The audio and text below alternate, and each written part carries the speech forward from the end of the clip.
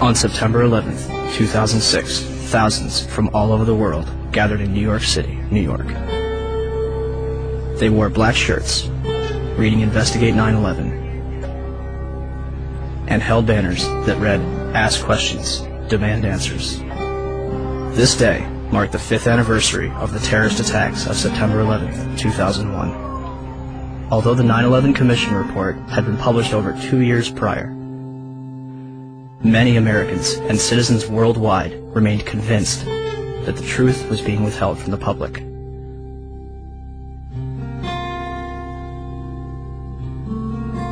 Why? Why was a growing percentage of the world population becoming increasingly skeptical of the events of September 11th? Was it a natural inclination towards believing the worst about the United States government? Or was it a legitimate concern that only grew more powerful with time?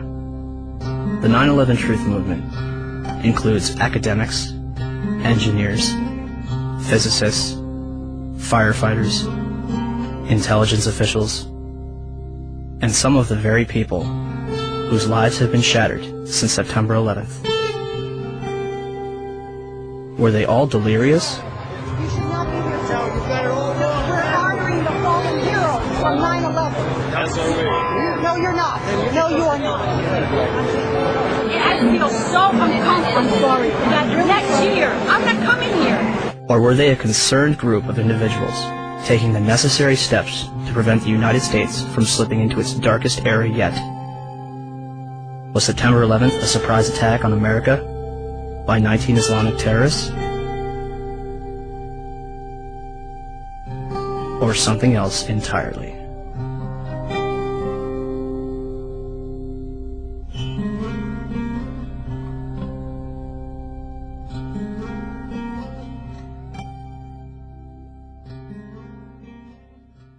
George Bush has spent an uncomfortable day with his people trying to explain away why he failed to pass on warnings the White House had received before September the 11th that terrorists were planning to hijack American aircraft.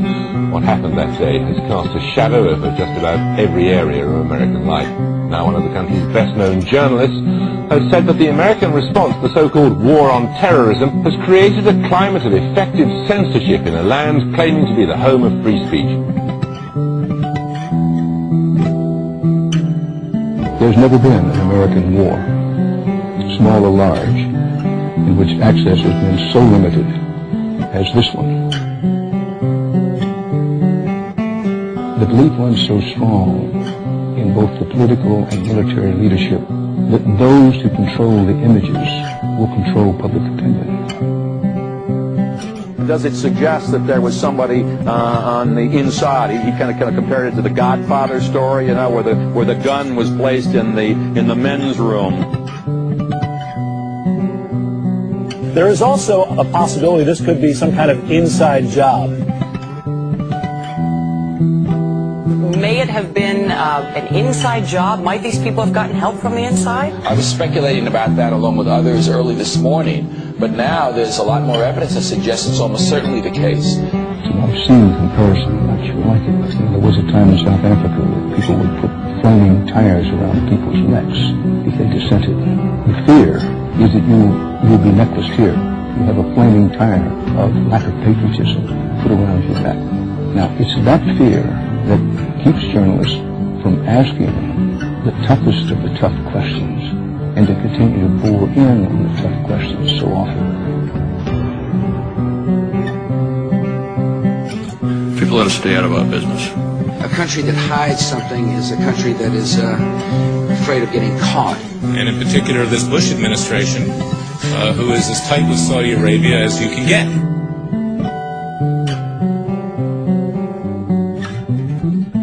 The President's father used to stay with the bin Laden family when he would go to Saudi Arabia. In the past, though, the FBI has sometimes made problems worse by ignoring or denying them. FBI management intentionally and repeatedly thwarted and obstructed my attempts to launch a more comprehensive investigation to identify and to neutralize terrorists.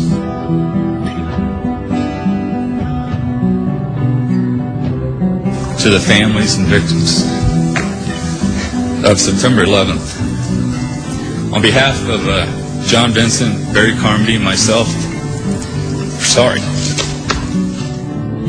I want to say quietly, but as forcefully as I can, that I hope this doesn't go any further. It's gone too far already.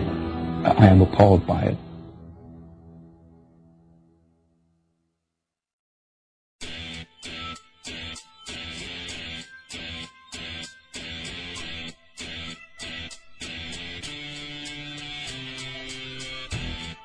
On September 13th, the United States government declares that it has overwhelming evidence that bin Laden is responsible for the attacks.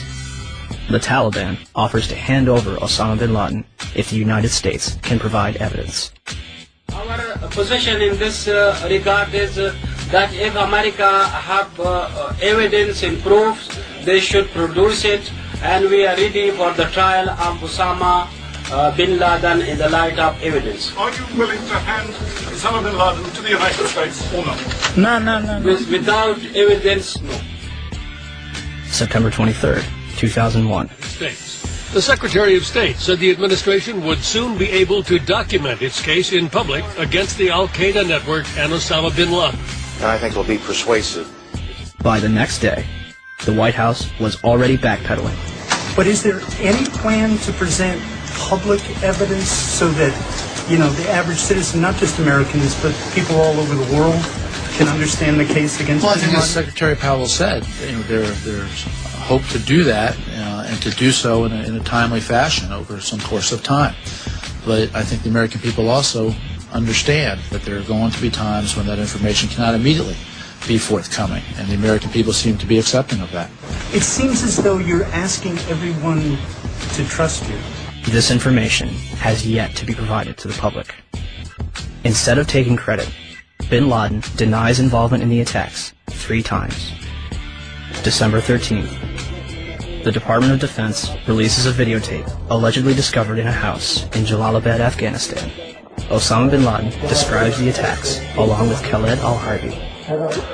American mainstream media and even President Bush would portray this videotape as absolute proof of his guilt. International establishments question the authenticity of the tape. December 26th, 2001. A Taliban official claims that he has attended the funeral of Osama bin Laden. The next day, a video believed to be recorded on November 19th is broadcast, in which bin Laden praises the attack, but takes no responsibility. The next bin Laden video would not appear until October 29th, 2004, days before the presidential election. The video is described as the clearest claim of responsibility for 9/11. And when questioned why bin Laden's most wanted poster does not indict him for 9/11, the chief of investigative publicity for the FBI, Rex Toome, replied, 9/11 is not mentioned on bin Laden's most wanted poster because the FBI has no hard evidence connecting Osama bin Laden to 9/11. Clearly, I couldn't really believe what I had just heard, so I repeated it, and he said, yes, that is correct. The FBI has no hard evidence connecting Osama bin Laden to 9/11. What evidence do they have? 2 bags belonging to Muhammad Atta checked in at Portland Airport but failed to make Flight 11 at Boston, containing a 757 video tour and flight manual, an Arab-English dictionary, a handheld flight computer, a Quran, and his will. Why would Atta take his will onto a plane that would be destroyed in a fiery inferno? Marwan al-Sheikh's rental car, discovered at Logan Airport, containing an Arabic flight manual, an airport restricted area pass, and documents from Huffman Aviation. Nawaf al-Hazmi's rental car, discovered